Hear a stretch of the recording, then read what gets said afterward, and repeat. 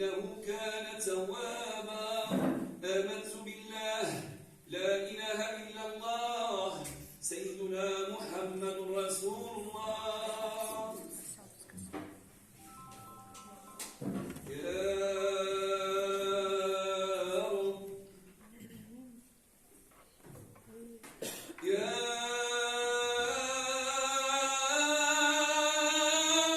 رب إن للناس كل عام عيدين وكل وقت لنا بك عيد.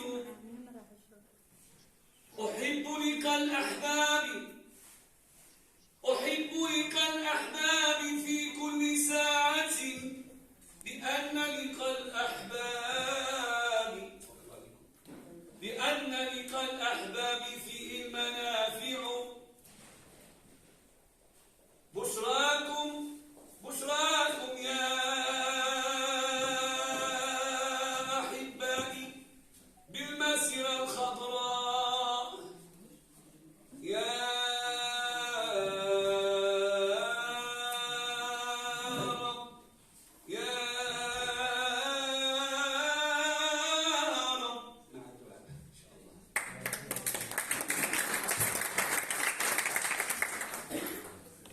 في هذه الأثناء غادي ننادي على الفنان منير التمسماني مع الأستاذ يوسف الرواس باش يتفضلوا يلتحقوا بالأستاذ حسن رحمة. بسم الله الرحمن الرحيم، وصلى الله وسلم على سيدنا محمد النبي الأمين وعلى آله وصحبه وذريته أجمعين. بادئا ببدء لابد أن أقدم الشكر الجزيل للصديق ديالي حسن رحالي اللي في حق مغاربة العالم لا سيما ونحن نحتفل بذكرى المسيرة الخضراء. ففي الحقيقة احنا مجرد ضيوف، وهذا لا يمنع إن شاء الله باش نشاركوا هذه الفرحة فيما بيناتنا. وكنشكروا كذلك الأستاذة أمينة اللي كتقوم بمجهودات جبارة ومجهودات داخل التراب وخارج التراب الوطني، فهي مشكورة على هذا العمل الطيب. كنشكروا كل الحضور الكريم بما فيه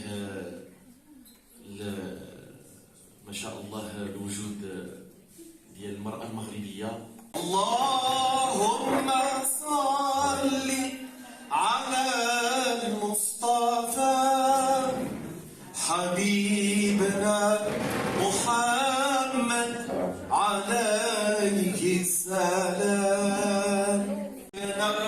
محمد عليه السلام يقول لمن شاء كن فيكون ويبدئ سبحانه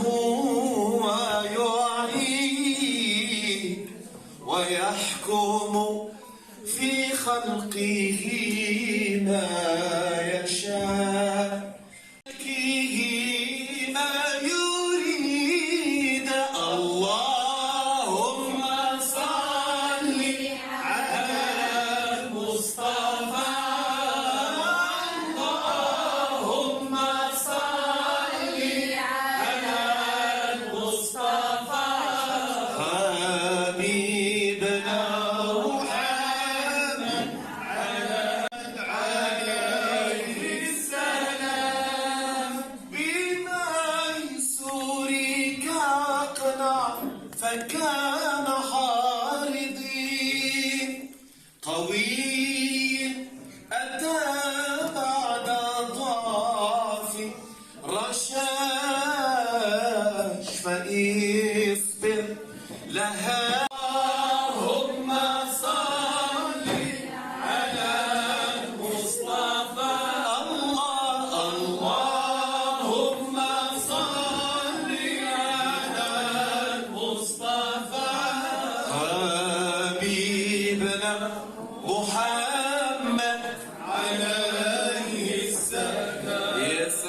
حبيبنا محمد عليه السلام تسولت بالفكر في غالته وقلت لقلبك فاك الشهيد يدبر أمري ولا علم لي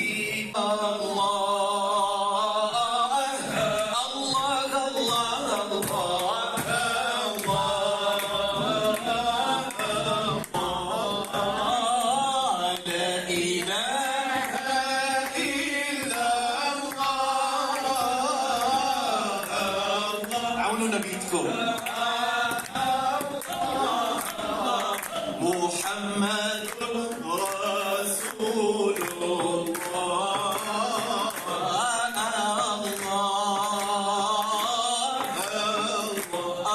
الله أنتم منارة الدنيا الله إليكم القلب التجا إليكم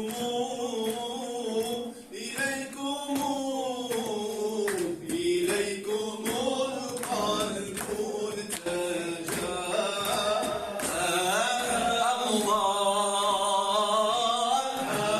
رد بالك هل بلدك رد محسود عليها رد بالك هذا المغرب رد محسود عليك. Derrière notre souverain, formant un bloc hermétique à certains, qui essayent à tout prix, mais en vain, de nous contaminer par leur venin, et restant zen et bons voisins. Main dans la main pour un même destin, une nation pour la paix et pour le bien, un bon peuple royaliste et serein. Les lions de l'Atlas en sont témoins. Dieu, patrie et roi resteront toujours notre refrain. Pour couronner ta tête, on me mettra à côté. Toi aussi au plus haut de ton présidentiel mérité. Et devant ton étendard, étoilé mâtiné. Je plongerai au fond des mers et des océans. Je cueillerai des perles colorées et des diamants. Je composerai des colliers d'amour et de raisins. Et devant le monde entier, te clamer avec des mots. J'étendrai mes ailes pour atteindre l'empyrée. Je cueillerai les étoiles avec l'aide de mes fées. J'en ferai une auréole grandiose pour t'illuminer, afin d'aveugler les jaloux et les mal intentionnés. Ma patrie, après mon Dieu, tu précèdes mon roi. Mes racines profondes me le rappelleront à chaque fois. Terre de tolérance, de respect et de droit, ces vers te sont offerts. Que le brouillard ancestral se dissipe, que les décideurs résonnent participent au reconfort du peuple solidaire. J'attendrai en tout azur, sans peur, l'ouverture de toutes les frontières, que nous chérissons comme sœurs et frères, notre conviction est pure et sincère. J'attendrai jusqu'à mon dernier printemps, en priant et en souhaitant que le soleil illumine les cœurs à la beauté de l'existence sans rancœur, pour mieux accueillir le bonheur. J'attendrai en ouvrant grand ma porte, que les mauvaises herbes soient mortes, que les fleurs couvrent nos espaces, que les nuisibles et les rapaces s'éloignent et quittent notre monde. J'attendrai. Je suis Nadori, mon frère et contre ami, un valeureux rifin comme tous les Marocains. Je plane sur tous les toits, vive le Maroc et vive son roi. Je suis Nuer Bati, au cœur de ma patrie, capitale du royaume et des successeurs au trône, que je fête chaque année en chantant l'hymne sacré. Je suis Casablancais, mon amour se transmet, de père en fils et à jamais. Pour mon pays je suis né, pour mon roi je promets, estime et loyauté. Je suis Fessi, un pur Idrissi, Fès, cité impériale. Une histoire ancestrale rappelle sa direction, au roi et à la nation. Je suis un Marrakchi, à mon voir tu souris. Mes blagues font partie de mon quotidien nourri. Je vénère mon roi, ma patrie et ma foi. Je suis un Mesfioui, un généreux Abdi, avec mon ami Jlidi, et le galant Souiri, je prie pour la santé, celle de Sa Majesté. Je suis un Agadiri, un berbère insouci, un bosseur assidu, ma vie a eu son dû. J'ai écrit sous son toit, Dieu, patrie et roi. Je suis un Sahraoui, à mon pays j'ai dit oui, levant très haut la tête, sans trompette ni sonnette. Je clame ma fierté, ma marocanité. On remercie les collaborateurs, les membres de la Colombe, ainsi qu'Amina qui nous a aidés. Sans eux, on n'aurait pas pu réaliser cette soirée. Je vous redemande encore des applaudissements.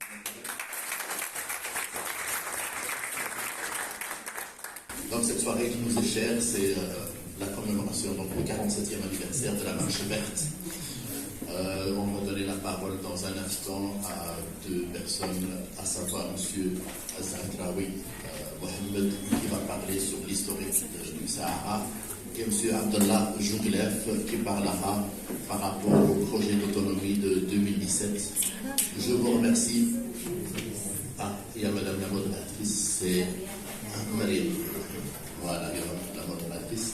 Et je voulais aussi encore remercier les personnes qui sont derrière, qui sont à l'ombre, qui sont en train de préparer la...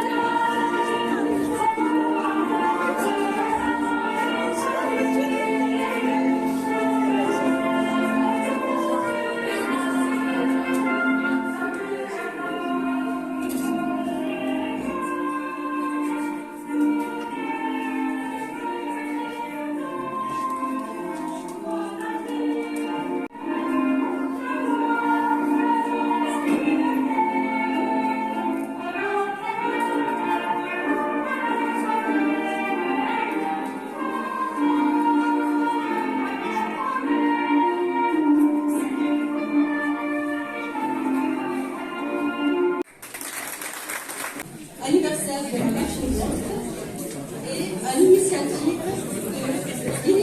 marocaine d'autonomie du Sahara 2007. Votre attention s'il vous plaît.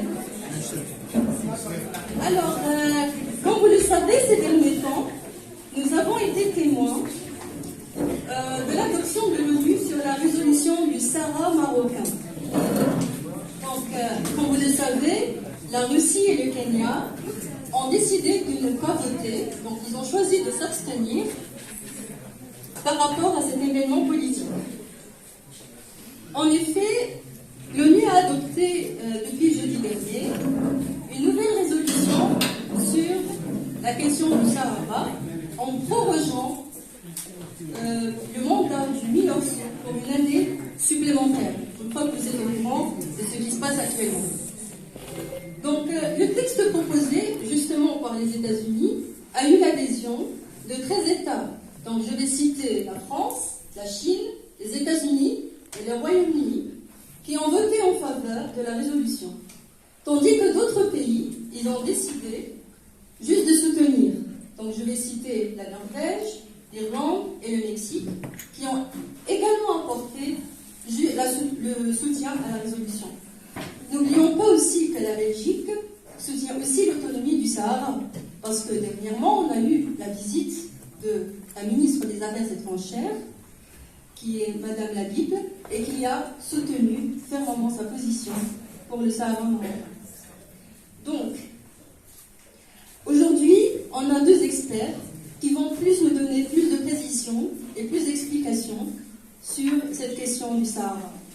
Donc, j'ai à ma droite Monsieur Abdullah Jouglat, qui a plus d'explications et de précisions tout à l'heure, et j'ai à ma gauche Monsieur Zakraoui, qui est conseiller musulman auprès de l'Institut public de protection de la jeunesse. Donc, pour commencer cet événement, pour plus de précision, on va commencer par un petit historique que Monsieur Zakraoui fera l'honneur de nous le donner. À vous, Monsieur Zakraoui.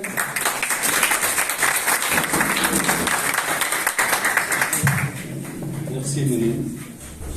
C'est un sujet qui nous est cher, nous les Marocains, donc de commémorer cette fête de la Marche verte. Nous fêtons cette année le 47e anniversaire.